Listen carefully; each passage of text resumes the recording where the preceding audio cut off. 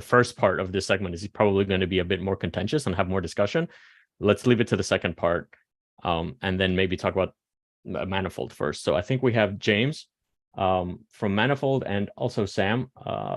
Welcome both. Maybe if you can just give us a really quick summary of like the issues that we encountered during the soft rollout of MAV Boost,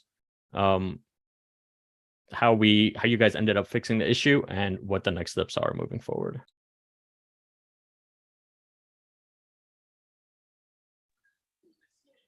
Yeah, thank you, Izzy. I don't know if I'm Sam, by the way. I don't know if James is on the call as well just yet, but I'll. Hey Sam, I'm here too. Okay, awesome. So I'll let you take the initial introduction if you want, James. Sure. Yeah. I guess so. I can speak more to the communications aspect, which maybe logically would come after talking about the incident itself. But I'm James. I'm the new BD and comms lead for Manifold, and my priority up to this point has really been focusing on professionalizing Manifold's communications, because we've obviously sort of struggled with the way that we've engaged with the Ethereum community and with the broader crypto ecosystem in the past. And I think that we've already started to make a lot of progress on that, on sort of being a more constructive, cooperative participant with everybody. And I think that that's just going to, improve the contributions that we can make to Lido and to other projects. But I'm happy to speak more about that after you go ahead and talk about the incident, Sam. Yeah. Can you hear me? Yep. Okay, perfect. So, all right. So the incident, well, there's two incidents to be specific. The original incident is, hold on. Sorry, bringing up the original postmortem document. Was an attack by a malicious third party in which the relay was actually brought down for a few hours. So hold on.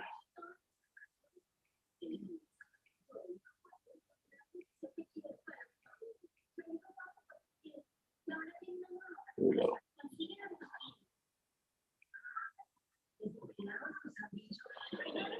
So specifically at 22:34 GMT, we received a message from Lido's operations standby that something had changed on our side, and they've been receiving a lot of blocks in the last couple of hours being delivered that haven't been delivered within the last 50 slots, which is unusual.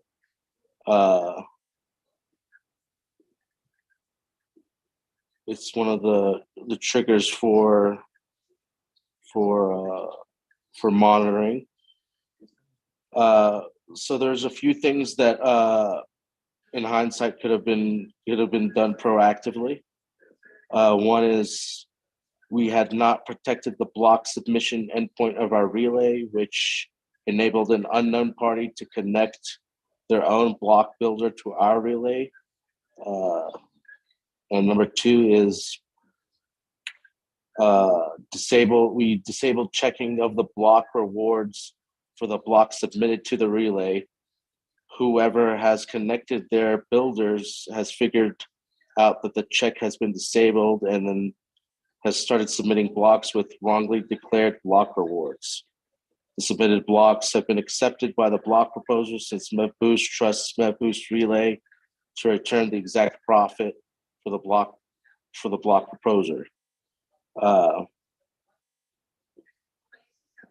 There's the immediate mitigation was to add basic authentication for the Kubernetes ingress of the relay, which has effectively stopped all HTTP requests from succeeding. This has given us also time to refine the approach by creating different ingresses for block building paths, which require HTTPS authentication and all other paths for the relay service. So there's now builders are now configured to use a basic authentication when communicating with the relay. All of the above mitigations have effectively stopped everyone else from connecting builders to our relay. However, this was actually changed in the last day or two to where we are actually able to accept permissionless block builders. So that short-term mitigation, which was basically us providing permissioned access to the block building as a stopgap measure, has actually been disabled because it's no longer necessary to use as a sort of mitigation technique. So that's been fixed. What else?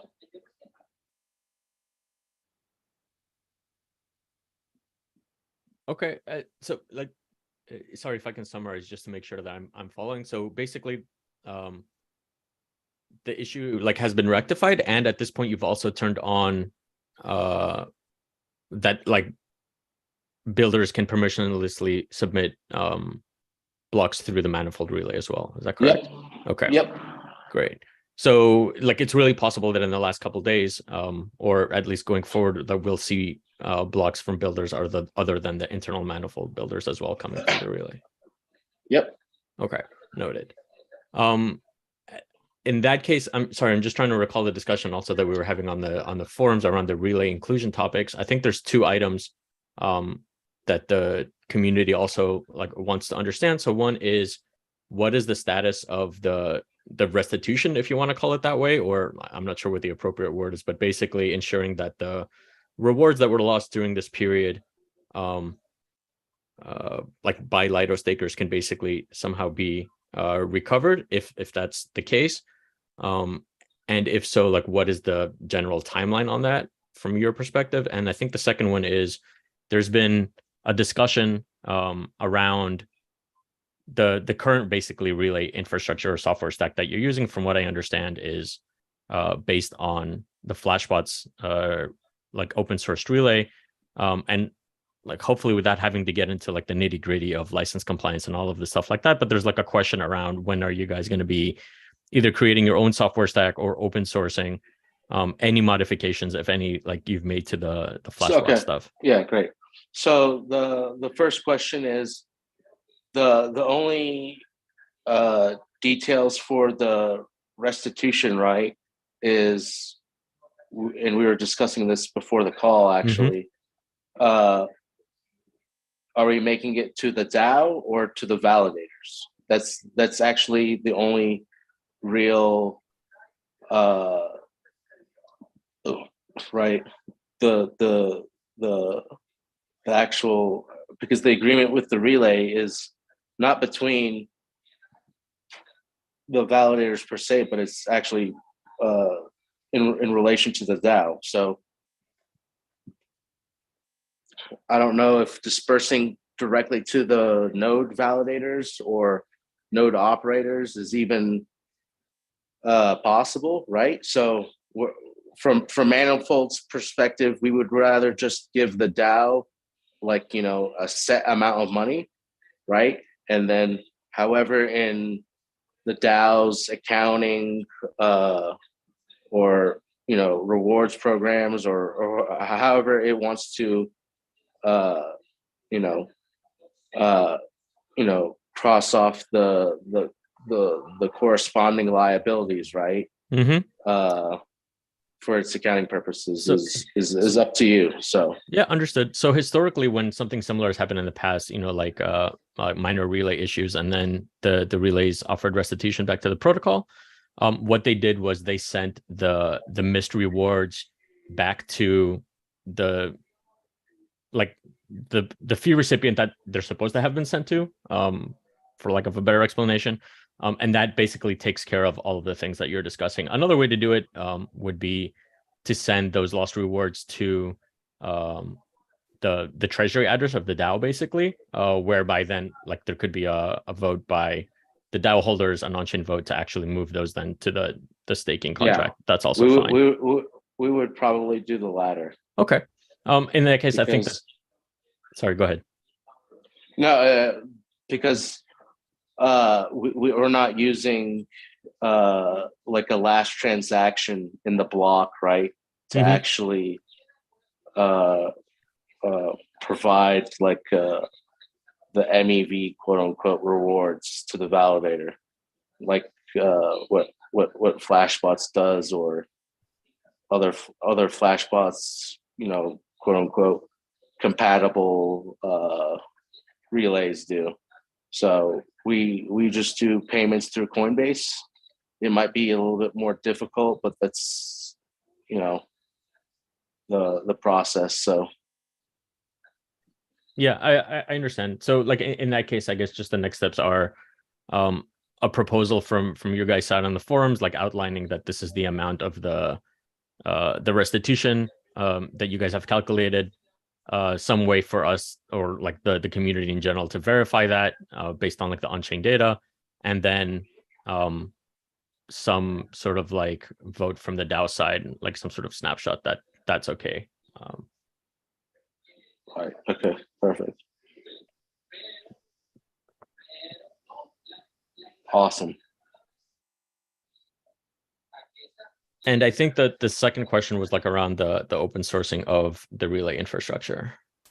If that's something that you guys have a timeline for. That has absolutely no bearing on Lido's performance / operational characteristics / relevancy, actually, because just because it's open source doesn't mean that that's what's being ran in production, right? So unless you're having some sort of runtime verification of the actual production environment versus what is the published source code, I don't see the relevancy in saying, we have open sourced the relay, right? Like, great.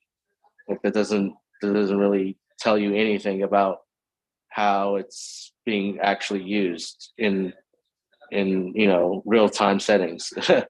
Right? Yeah, like it doesn't. It's a quote unquote good faith, right? Argument to be made. However, we've also just disclosed a pretty severe vulnerability to the MEV relay architecture just recently, this last week, to Flashbots that would have. They might not characterize it as a chain stopping paradigm, but I think so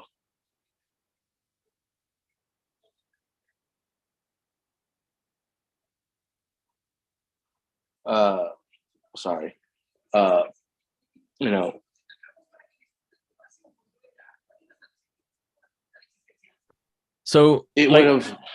Sorry, go ahead. Yeah, sorry to cut you off. I mean, from the protocol perspective, I fully agree that like unless you're doing runtime verification, there's no assurance here. But maybe just to like move it along, I think that the idea is that to what extent like relay infrastructure is open sourced or not is one of the things that the community looks for, like you're saying, both from a good faith perspective and kind of like from a principled efforts perspective, but also that there's these questions around, hey, if you're using somebody else's relay that has a certain license, to what extent, like yada yada yada. Yeah. So I understand that there's I'll tell you this, right? If someone thinks that we're violating the AGPL, they can take it to court, right? Okay. They can take it to court. Understood. So Okay. we're currently fighting a legal case right now against ENS DAO. So it's not like we're exactly shying away from litigious actions, right? Mm-hmm. No, I understand. I understand. By Okay. by the Ethereum community. So Okay, understood. Okay. In that case, the DAO is looking forward to the proposal in terms of like the restitution timeline and the amounts, and that'll hopefully also give the community like the ability to like verify that, and then we can move from there. yeah, I think the amounts are pretty agreed upon already. So it'll be like within 24 hours. Okay, that's great. Also, look, if I could just chime in here. Yeah, go ahead. Yeah, sorry, just very briefly. I guess, one way to think about some of these discussions is that, Lido has a certain set of values, Ethereum has a certain set of values, as does Manifold. And, we feel that we're providing, among other things, we're providing censorship resistance. And that is something that I know is important to a lot of people in the Lido community. And while we're not open sourcing our relayer at this point, I think that ought to be weighed against some of the other values that we're providing, like the censorship resistance, so that our relay is kind of considered as a whole, just like any of the other relays, and that its overall value proposition is sort of examined when deciding how to use our relay in the future. Yep, that's a really good point. So I think, to that, in that thrust, a lot of the discussions that have been going on in the actual forum post do call this out, like what's the value add from a censorship resistance perspective, and how do you weigh that against like the other attributes that you're looking at when you want to assess on which list does the relay go. And that's probably a good segue. Sorry. Yeah. Just to add on to that, it's a binary choice, right? You either are censoring or you're not censoring, right? Like there is no middle ground on this matter. And do not let anyone confuse you on the semantics of this, right? It's like saying you're kind of pregnant or you're not pregnant, You're either pregnant or you're not pregnant, right? Just like you're either censoring or you're not censoring. Like there is no sort of middle ground on this matter, right? Like you're either on the allow list or you're on the deny list, right? Like it's not, you can't have both cases, right? So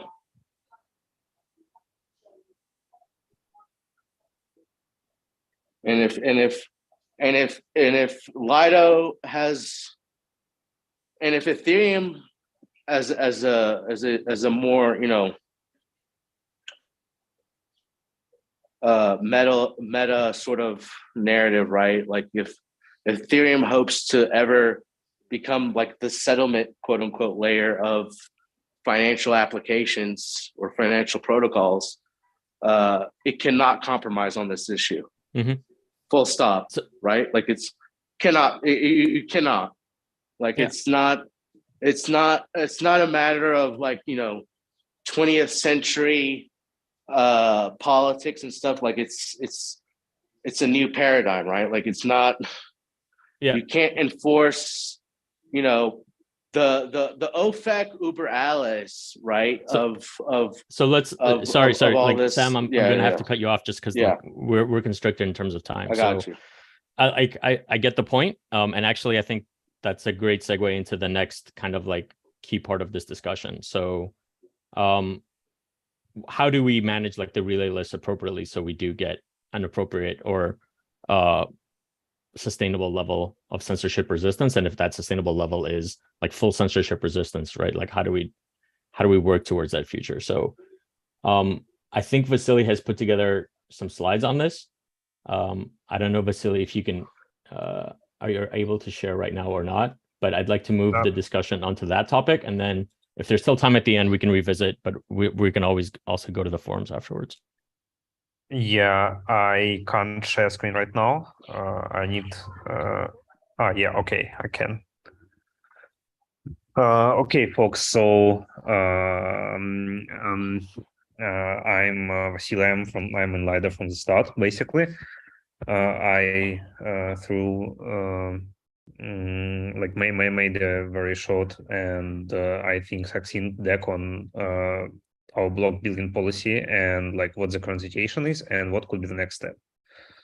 I'll try to be as short as possible so we'll have more time for discussions, but it's like a nuanced topic, so it's going to be like 10 minutes, I don't know. So we had been working on the policy for dealing with relays and MEV extraction and like how we should approach it for a long time. Talked it in private with node operators and other participants of the ecosystem most of July and August before the merge. We opened the policy for public discussion on August 23, pinged node operators, set up a pair of calls in different time zones to discuss it. Got very little engagement on it from node operators, and it was voted in for soft rollout. Recently, we proposed a version 2 that has no substantial changes. It basically marks the end of the soft rollout, describes process for managing problems with the relay responsibilities of relays versus node operators in the protocol. And like we got an immediate escalation to public pressure on Twitter. So like that's one of the reasons we're setting up a regular call right now, not ad hoc call on like on concrete topics, because like I'll touch this later a bit, but like let's talk about current policy that is voted in right now. The North Star for it is an open market for any relay that doesn't steal MEV. The main goal for this, like why it was adopted, it was to like allow Ethereum to do 2 or 3 shots at making a robust market structure for MEV instead of single shot with enshrined designs. So like we want Ethereum to like try out things and like find out if they work or not. And if they don't work, the market shape can be changed to a thing that works in practice. And when we understand that the market structure is good for Ethereum and like reflects the values and the goals of the protocol, it can be enshrined. Secondary goals important here is that we want relay diversity, builder diversity, and censorship resistant through builder diversity. So like if we have 2 equally good builders with access to the same transaction flow, the one that doesn't censor will consistently be more profitable because like they can make blocks from more transactions than the one that does censor. Both policies like version 2 and draft are pretty mild. In what terms? If node operators doesn't steal MEV and doesn't leave too much of it on the table, they are working within the policy. So like they have some leeway on selecting the relays from the must use or may use lists. If they do leave too much on the table, LiDAR can stop allocating stake. We can stop allocating stake to them, and like after withdrawals are in, we can withdraw the stake. And like that's basically it. There is like that's the levels we have. That's the policy we have. That's what's written. It is a careful balance between what stakers want, what node operators want, and what protocol community wants, like what protocol needs. That's not the only way to have a careful balance. So like I'm not saying that's the only way to have it, but like it is a balance, and alternative solution has to be balanced either. The policy is mild because node operators in LiDAR are good and reliable. but pretty diverse on opinions, on jurisdiction, on approach to MIF, on lines drawn, not like where the drawn line on like censorship resistance in particular. We talked to all of you folks and have a pretty good bird's eye view of the diversity view of the landscape here. So what are the next step? Like, what are the options for next step from here? We know the situation. The situation is like, it's like 3 months since we started the public discussion on this, and we have a version 1 policy that is voted in, and not operators in Lido have to work within. It's pretty mild, so you have a leeway in how exactly do you work with it, but that's like that's what we have right now. We can proceed on voting for version 2, then work on the next implementation. We can continue to work on the version 1 policy, postpone the proposal and wait for the counter proposals. No need to have like it fleshed out in full. Lido core team is work on that, like on making the idea into like a very concrete document. But we need a goal, a design, and the metrics to decide if the policy is reaching the goals. We don't have this metrics right now. We really need help with that. I think it should be average delay for inclusion on non-expensive, potentially censorable transactions compared to regular transactions. Average delay inclusion for expensive, like with higher priority fees transactions compared to regular transactions, and metrics that relate to builder lay diversity. We're happy to fund this with grants. These metrics are important not only for Lido, they are much better than like red squares on like how many flashbots blocks have been built. And like we need help with this. We don't think that Lido should build this alone. We're happy to fund it. In practical terms, the current policy is not too bad. Like if we compare the two practical things that like are on my mind right now, I'm not seeing all the options, but like I'm seeing two practical options. One is the current policy, the other is like Rocket Pool like anarchy. Everyone does what they want to do. Rocket Pool's anarchy is working like pretty close in some metrics that we have, but a bit worse. Like if we compare the amount of block making power that each protocol has with the amount of non-censored block, like definitely non-censored block, which have potentially censorable transactions in them, Lido is like a bit better on this.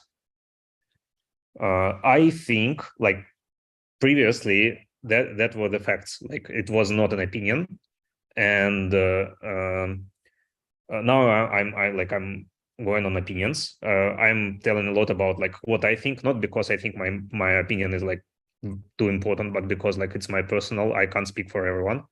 That's just the only reason I highlight what I'm thinking here. So I think the improvement, like a tangible improvement here, should happen on technical level and be propagated through like the policies looks more or less like this. Like operators are like very strongly urged to use the solution in a particular shape or form. Why? Because I think that will be basically a way to make an experiment that Ethereum can learn from. And like anarchy doesn't do that like in a controlled way. Also, builder diversity is getting better. Like the last it used to be mostly flashbots builder. Last 7 days is much better. We track this in our dashboards. I also think that like to address the one potential policy that I don't think is viable is censoring flashbots and other censoring relays on Lido level. I think it's going to be wrong and ineffective. If censorship happens, it happens on builder level. Builders are easy to switch like relays, non-censor relays that provide an open market for builders will allow every builder here, and like the most profitable one that happened to censor, like will continue to win. If by some miracle, for example, like there is something that prevents people to work with open relays, which I think there isn't, it will be unsustainable. That'll be like it will be probably be able to shape Ethereum's like short-term things, but in long term it's not sustainable, not a solution for long term. I also ask you to engage more in a timely way. Like I'm like you can put public pressure on Lido. You should put public pressure on Lido when you think you should do it. That's right. That's your right. That's your like not even right. That's something that you have to do when you feel strongly about it. But like skipping any other way of communication with us, or like almost skipping it, is not how I want to work with you, like at all. We spend a lot of focus to get node operators engaged, and like please don't ignore us. There had been like literally 3 months from moment we put the policy on public forum, and even more since we like started working on like asking in private. And really, please don't ignore us, work with us. This call and communication we had on forum right now is a huge improvement from what we used to have. I just want you to know that like I'm like a person had been literally losing sleep over this. Like that's not an easy time for us. We making a compromise. Nobody likes compromises. So like please try to make it something that we can work with. Yeah, that's it from my side.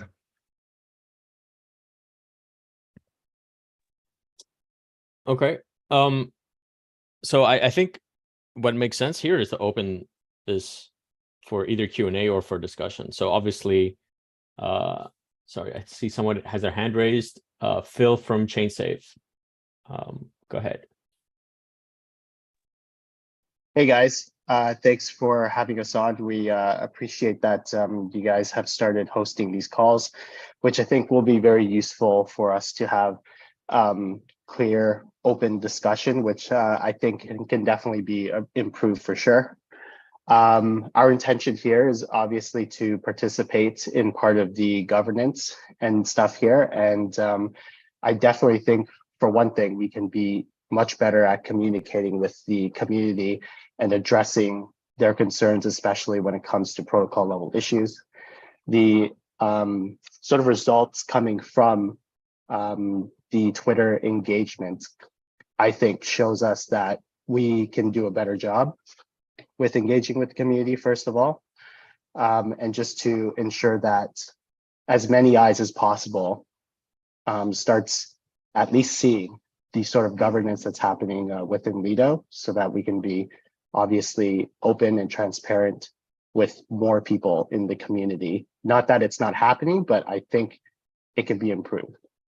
So that's just want to get that out there first. Secondly, when it comes to our concerns, of course, we come from a very different perspective when it comes to the whole issue of filtering transactions and stuff. Ideally, of course, we'd love to see that there isn't any at all, and that transactions are treated in fair weight outside of priority fees, of course. But I think we definitely do have some very different viewpoints as to how large of a problem this is as an extent to the way that we're doing things. And of course, all that we ask is that there be some clarity, I guess, when it comes to these uses of relays. So when it comes to the policies that are currently being put or has already been put in place with V1 and changing towards V2, I think at the end of the day, ChainSafe definitely wants to be compliant, of course, with your policies. But at the same time, we do not want to do anything that will further exacerbate the problem of censorship, even if there is like, you know, slighter delays in getting quote unquote filter transactions into blocks. Ideally, we'd love to see that as close to the same as any transaction that as it should be on mainnet. So yeah, that's just like a quick introduction. We can keep opening up the conversation just to see what we can do here and to ensure that we are clear about whether or not we want to run all of the must include relays, that you know, we aren't unfairly penalized for that. And I definitely take Vasily's viewpoints into consideration. We are very flexible, of course, when it comes to seeing things improve in things like censorship resistance, that we have the ability to be flexible and change our opinion on what we would like to run.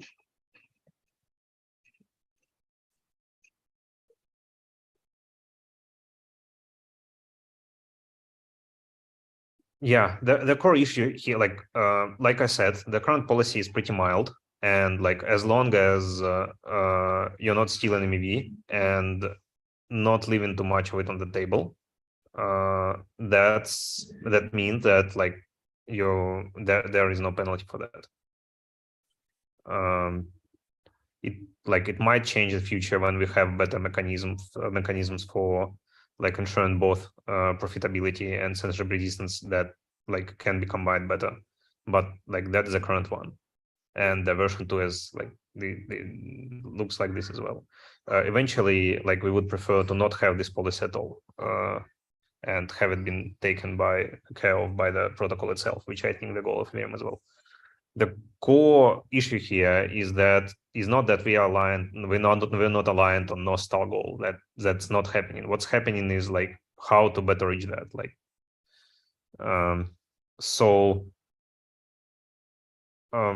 for you specifically, I like maybe not in the call. Like in general, I'd like to ask if you can work within the one we have and version 2, which are like essentially very, very similar.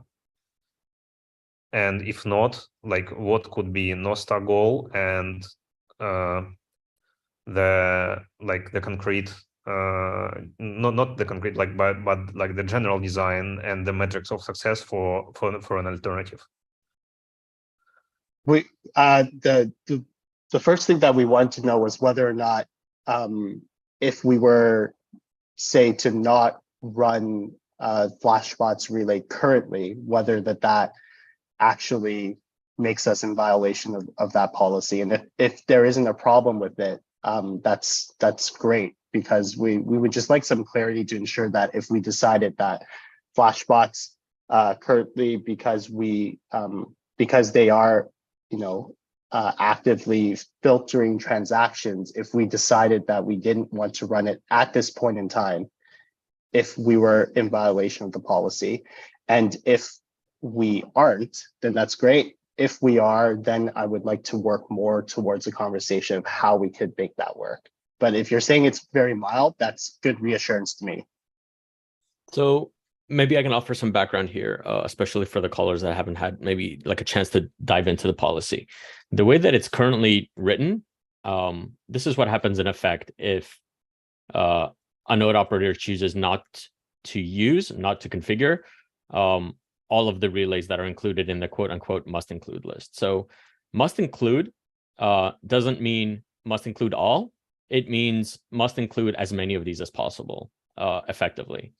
The reason that this is effectively the case is because node operators are allowed to not include some of the relays in the must include list based on either legal or like risk assessments that they conduct. The risk assessment can be operational in nature. It can be based on security, or it can even be based on like principles based on how we think that this affects the underlying network, right? So if you think that there's something that you doing negatively affects the underlying network as a part of your risk assessment, then you have the right to not engage in doing that, right? I can't imagine why the protocol would want to force any node operator to do that.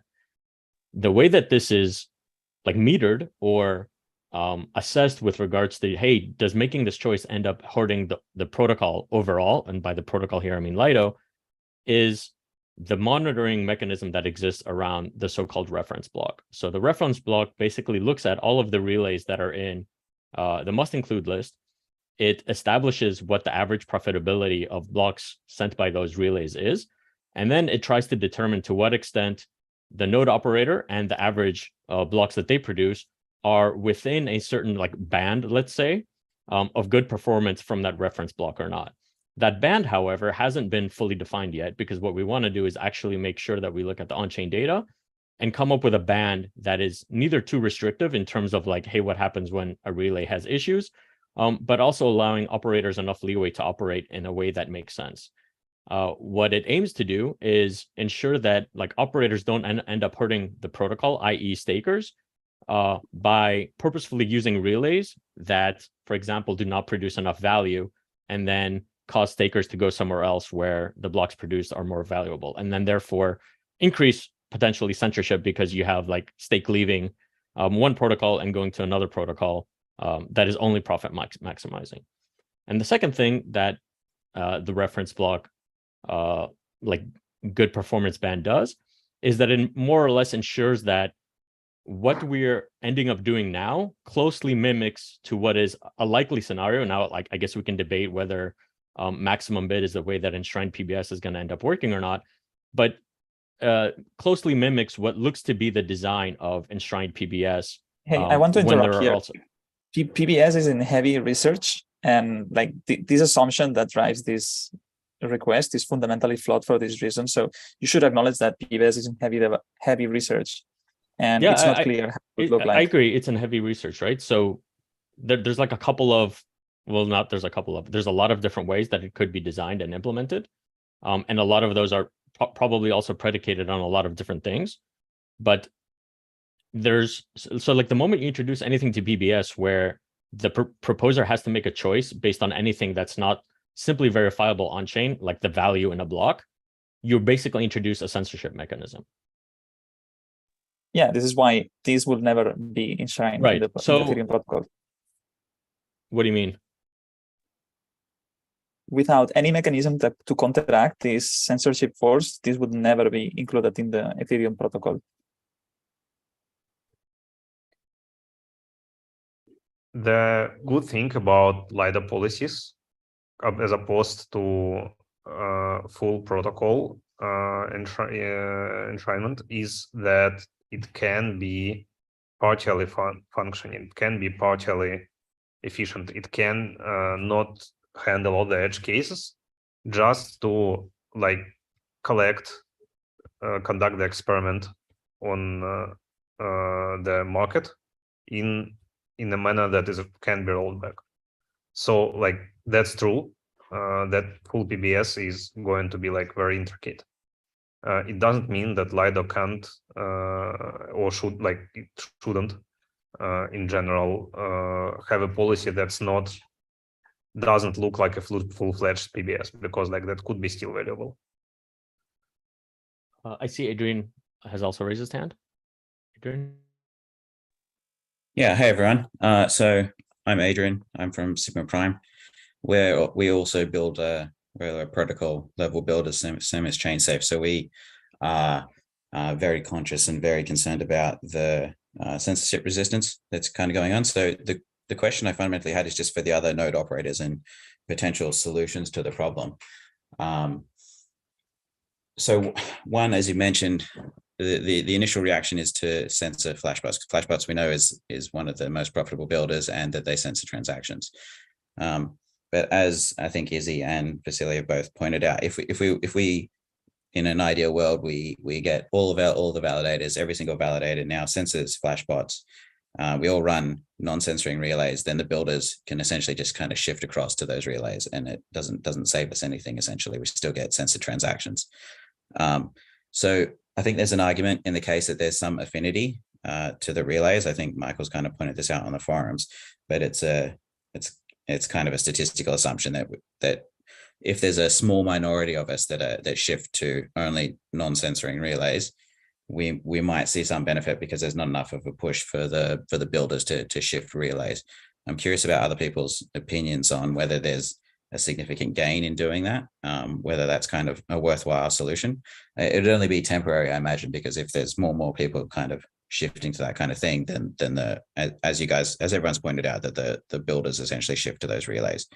So I have a few specific questions. I guess one is for Sam, who was saying that you are specifically like a binary, that you are a non-censoring relay. Do you have any kind of prevention mechanisms that prevent censoring builders from using your relay?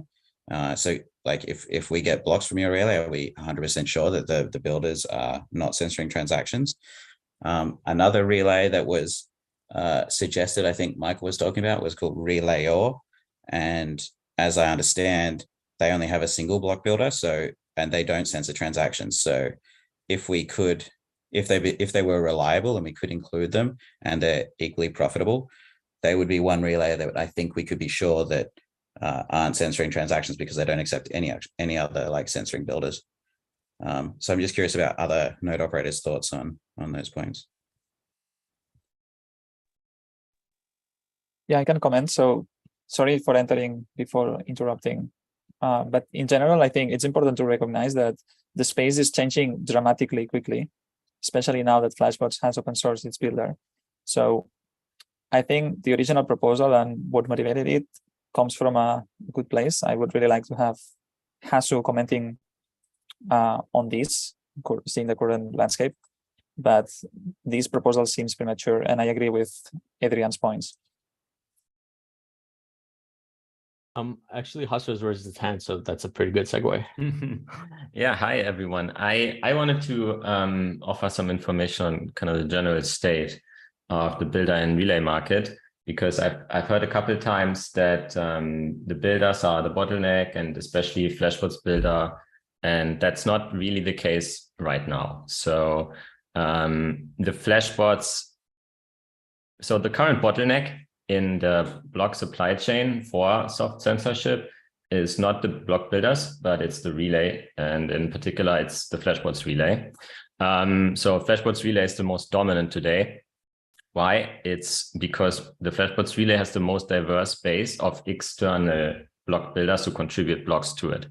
It's not our Flashbots internal builders who are primarily responsible for the dominance of the Flashbots builder. I think we only made around 15 to 20% of the blocks over the last week. So this dominance, I would expect it to level out over time. Why? Because other relays, right now we are the only relay that is permissionless for block builders. So why are external block builders sending their blocks to other relays? Because other relays don't accept them, right? So as other relays start accepting blocks without permission from builders, their attractiveness will increase. Second, more neutral relays will come online. So we are talking to and working with 2 parties who are currently in the process of spinning up new relays. So I would expect the diversity in the relay market to increase. And then third, I think the general trust in the MEF-boost market structure, as that increases, both from validators and block builders, I would expect also adoption of other relays is going to go up. So kind of the end game that we are moving towards is not that the Flashbots relay has 100% adoption and other relays have 50% and 40 and 20 and so on, right? But it's more so that every relay that is at all credible will be adopted by every validator. And then the only long-term bottleneck will be the builders. And yeah, and I think in that regard, what we need to get to is kind of in protocol solutions, right? So there's not very much that Lido can do here. And in the context of this, I think it would be wise to sort of recognize that the current bottleneck is the relays. It's not a strong bottleneck. It's what I'm saying. We are moving in a very good direction, even though the data is not yet showing it. Yeah, I think we are actually in a much better place than it looks like.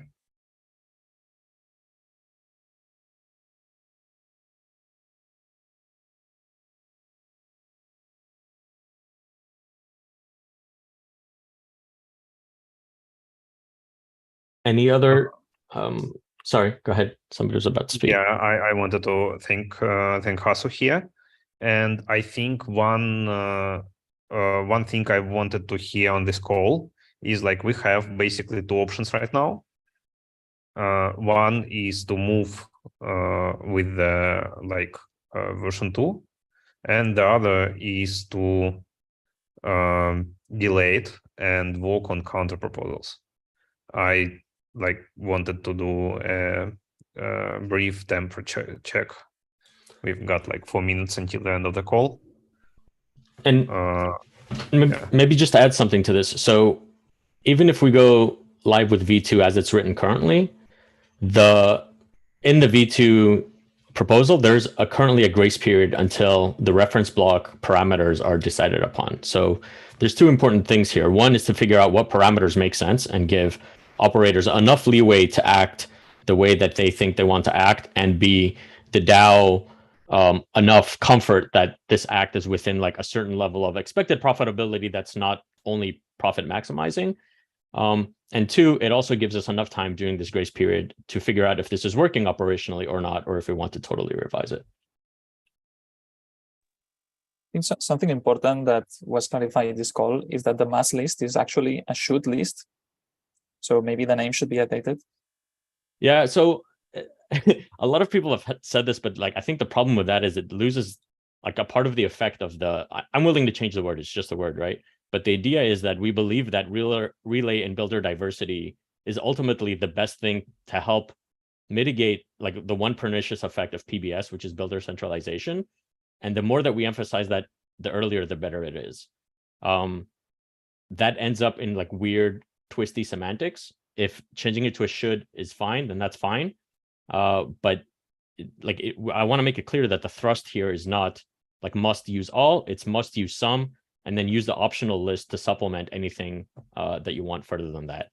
And we are doing everything we can to make adding relays to the optional list and then eventually them graduating to the must-use list as frictionless as possible. So right now, unfortunately, it would require a full-fledged governance, but eventually we'll be using the easy track governance mechanism, which should take a matter of days. Yeah, I would say that I think actually the current proposal in its current sort of more relaxed interpretation of saying, well, from the must include list, you have to include most of the relays, but you can include some. I think with that interpretation, it gives node operators actually a good amount of leeway in customizing their list, but not enough leeway so that MEV stealing becomes an option. And also, so the must include list has one benefit that's kind of under discussed, which is that long term, it's actually good for relay diversity. Because if you're a new relay provider, then you know that if you do a good job and you sort of satisfy Lido's objective criteria, then you will get access to Lido's node operators. And so this is a really important prerequisite that to sort of keep the barriers to entry in the relay market low. So yeah, I would say you can exclude some, you have to include most, and I think, so it seems to me that this should leave everybody happy. Yeah, I think it pretty much appeases the concerns. And one of the strengths of Lido is its diversity. It's something that Coinbase doesn't have. We have different jurisdictions, and the fact that we could have different ideologies and have different values is something that should be fostered and not crushed. And I think one of the tensions with this proposal and this list is that it tried to homogenize one point that was heavily divided between node operators. So if this leeway is allowed, or at least to some measure that it's tolerable by the DAO, you can definitely measure if this is not too extended. That's a positive, in my opinion. Adrian also has his hand raised. Yeah, sorry, just quickly. I guess it comes down to statistics and metrics on the relays to the delta that you have to get to the reference block. Like if you include 2 of the relays, but those are known to have a delta outside the rewards block, then you essentially you have to use specific relays based on those parameters, right? I'm just curious about when we set those parameters, whether they're going to be statistically driven from results that we've seen on chain. So that's a great question. So we're in the process of, we being like teams of Lido workstream contributors, so the node operations management team, the tooling team, and the finance team, of gathering that data. The idea is that once that data is gathered, it'll be presented. There will be a couple of models presented to serve as a basis for discussion, but then we can have the discussion of, hey, if we end up implementing this model, what does this mean? If we say like, hey, there's like, one sigma here, but by enabling that sigma, what you're essentially doing is saying that certain relays need to be included. Is that really the way that we want to go? But the governance process around that should allow, will allow for that discussion and that level of discernment. Awesome. Thanks, Izzy.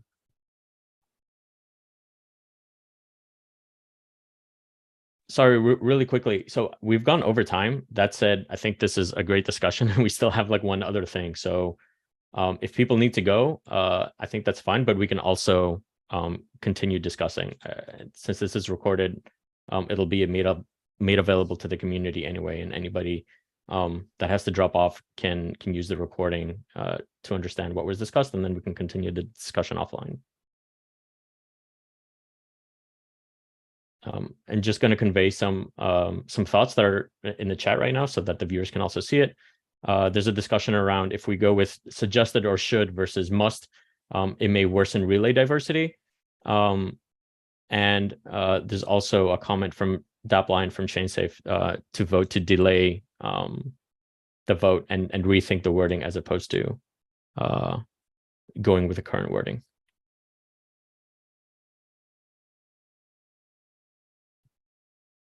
Any other kind of questions or thoughts while we're still on this topic?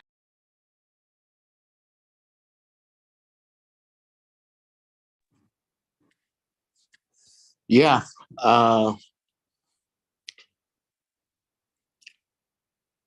Was it worth it? Right? Like, I'm from my perspective, right? Like, I think we're not really hitting the actual problem, so to speak, right on the nose. But if I guess from the perspective I'm seeing is, do Lido validators want to make the operators' life easier, right? Like, it's not. It's sort of that's the perspective I'm coming from. Like, how is the depositors agreement, right, with the operator best viewed in this sort of in this dynamic? I think that's a really good question. Probably one that we can all take away from this call and mull over Right. a little bit. But I think the difficult thing for any protocol the size of Lido is to try to marry the desires and expectations of all these different agents, right? The staker, the operator, Exactly. the DAO itself, the contributors, and then come up with a balanced outcome that is both useful in an economic sense, but also sustainable from a network and protocol perspective. Right.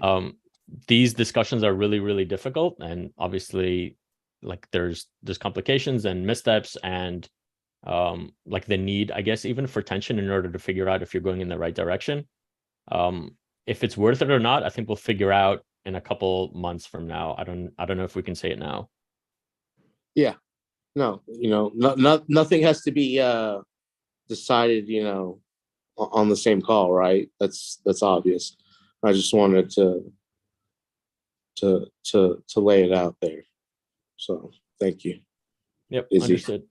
I think there was also one really interesting question from Adrian here. I don't know if you're able to answer it currently or not, but is the manifold relay non-censoring in the sense that the builder itself and the relay does not impose any transaction filtering, or is it also anti-censoring? Adrian, please correct me if I didn't phrase that right. Sorry.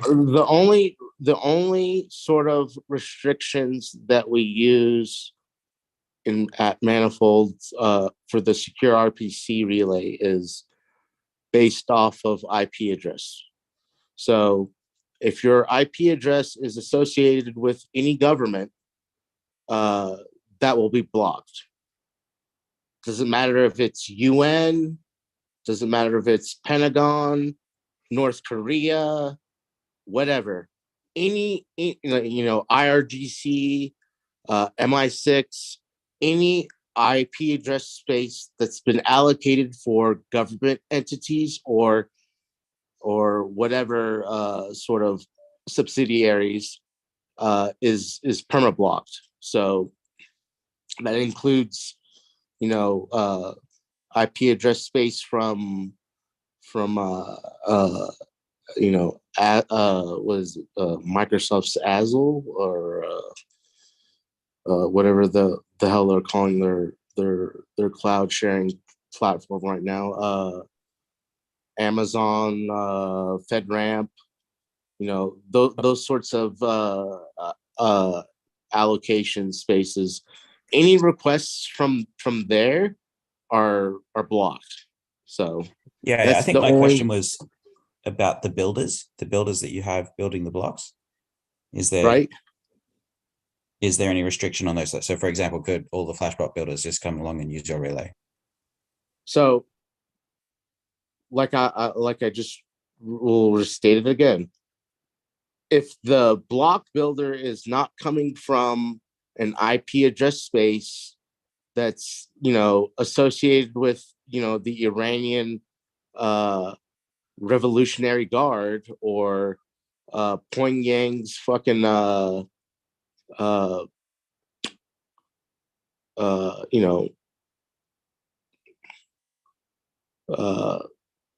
red team or whatever, right? Like, as long as it's not a government associated IP address space where the originating request is coming from, that's all we care about. That's the only sort of filtering that we do. Nothing else. Okay, I think that's clear. Thanks for the extra details. I see a couple of people are dropping off, but there's also the second topic on the agenda that I'd like to get to, especially since we have a contributor here from the automation team that's put together a presentation on this. So I invite everybody to continue this discussion on the forums or Twitter, wherever they see fit. Forums are a bit better in terms of having, a useful discussion, I think, but Twitter is still great in terms of putting pressure. So I propose that we move on to the second agenda topic. We'll figure out on the forums and in the Discord the way to move forward in terms of the proposal and updating any wording to make as many people okay with it as possible, and then move on to the third item of the agenda, which is like any kind of open discussion on items that are left if people are still around. And I'll definitely make a note to make this call a bit longer in the future and also to keep things moving a bit faster. Vlad, are you still around and can you host? Sorry, present, I mean.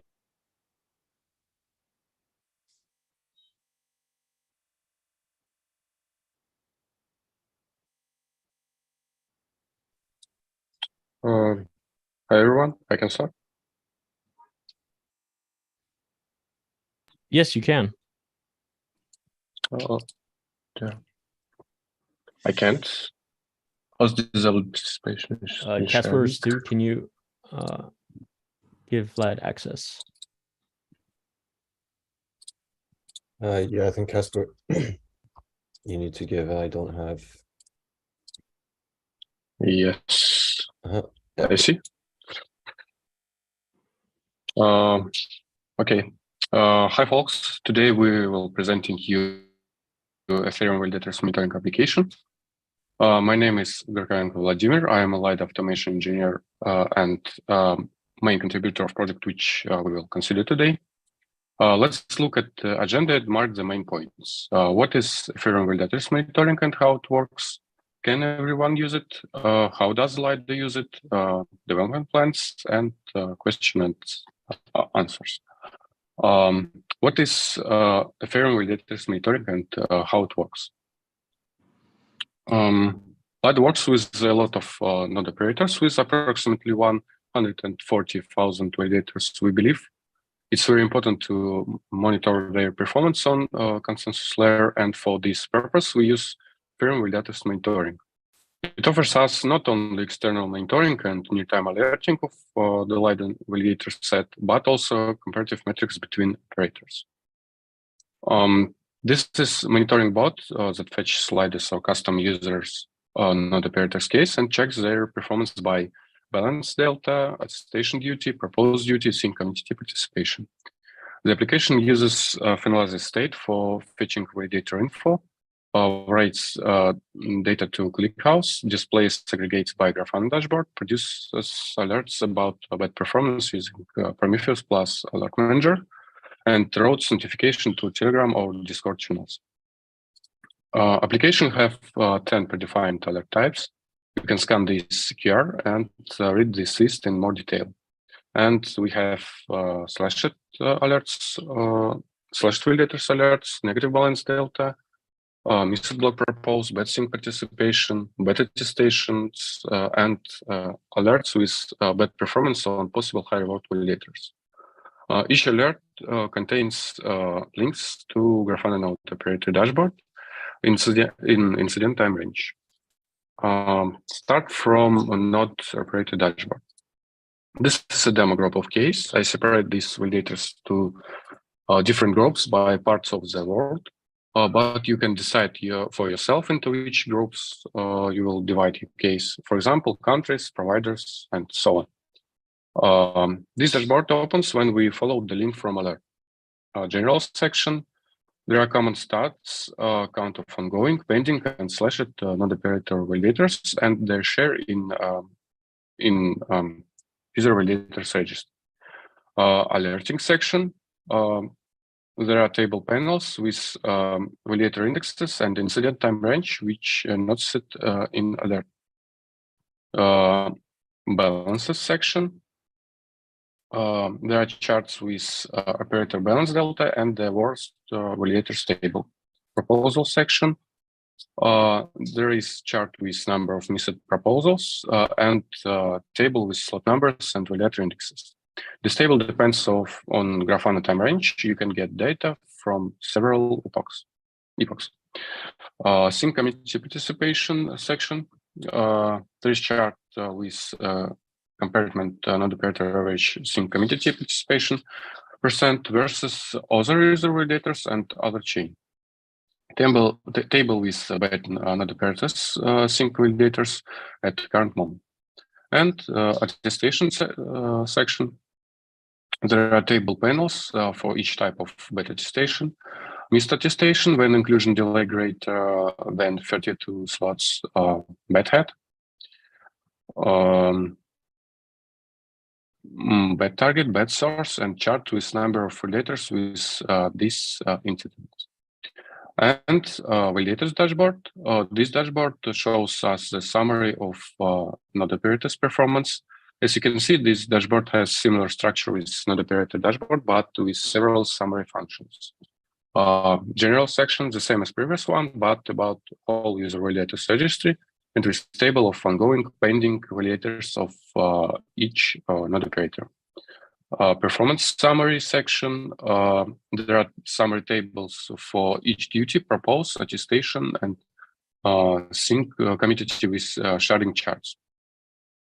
Balances section, there are summary tables for, there are the same panels as in previous dashboard, but about whole user validators registry and all operators in chart.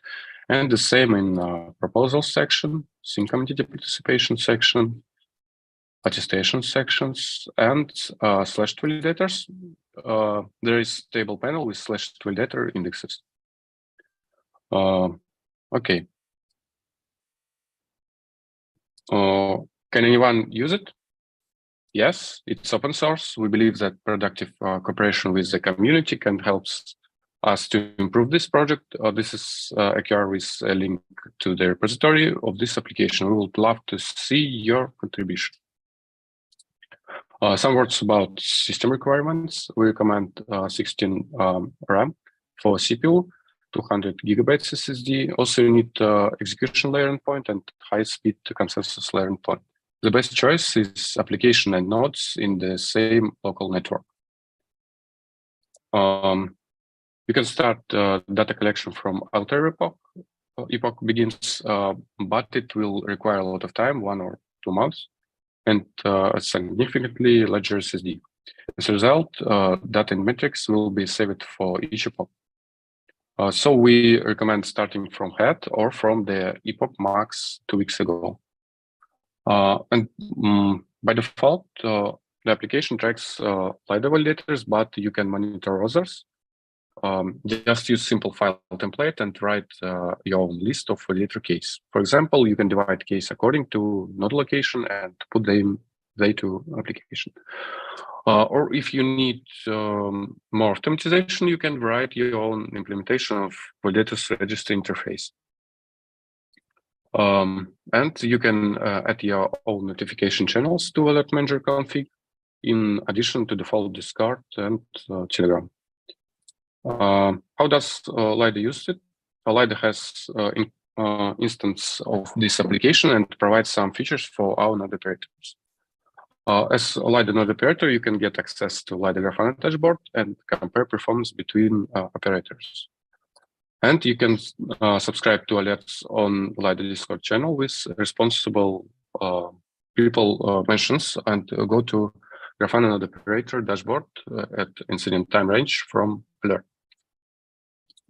And a few words about development plans. By default, Prometheus can store only short time span, and we plan to push all metrics to cold storage for future historical analysis. For example, the community provides many tools to implement this scheme, and we are at the stage of choosing. And also, we plan to implement new run option when we just fetch historical data without metrics and alerts. Define 2 options to run the application: monitoring and history. First one, current option, when the application consistently fetch epochs, collects metrics and alerts. And second one, the application does several fetching epoch tasks in parallel without metrics and alerts. This will speed up the historical fetching, after which you can switch to monitoring. That's all. Thank you for your attention. And as I said before, we would welcome you contribute to the project repository. Actually, I'm not sure that we can enough time to questions and answers, but yeah, we can definitely open it up if anybody on the call has any questions. I think there's one question, somebody wants the deck, so I'm sure we can make that available, right? Mm-hmm.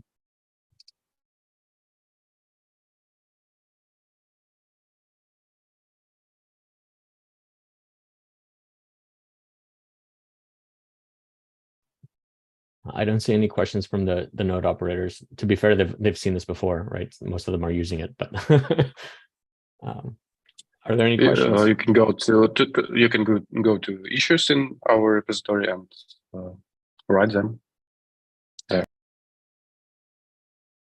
Yeah, and we'll also add the link to the repo in the description for the call for anybody that's interested in running it themselves. Yes.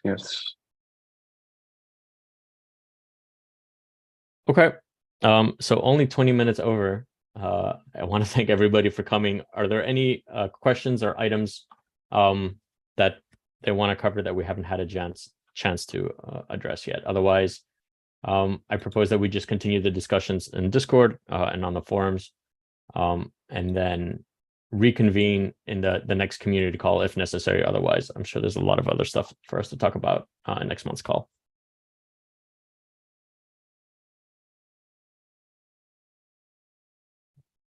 Okay, I don't see any hands up or questions in the chat.